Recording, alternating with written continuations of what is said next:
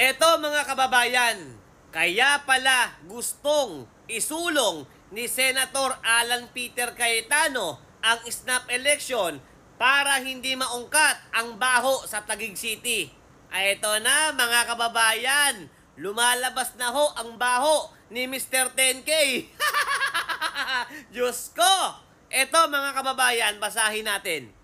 Taguig City, dawit sa maanumalyang flood control projects ng mga Diskaya.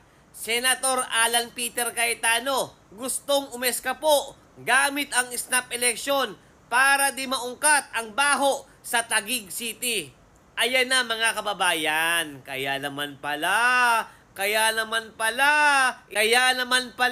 isinusulong ang snap election para hindi maungkat ang baho. Ito pa mga kababayan dahil meron akong nakitang larawan na itong si Mr. 10K or si Senator Alan Peter Cayetano, nakita ko sa pictures kasama niya ang isang drug lord na si Michael Yang, kasama ang mga Chinese, no?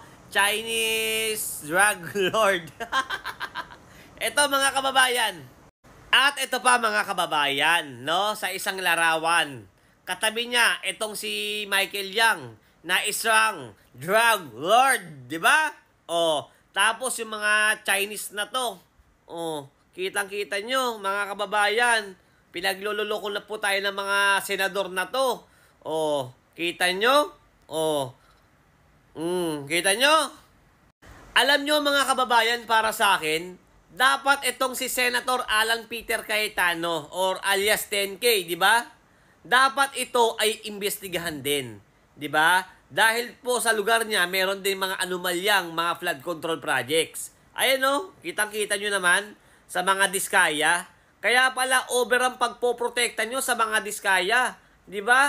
Ayun pala, meron kayong mga kinalaman dyan. Imposibleng wala. Dapat mga kababayan, itong si Senator Alan Peter Cayetano ay imbestigahan din, di ba? O, kita nyo?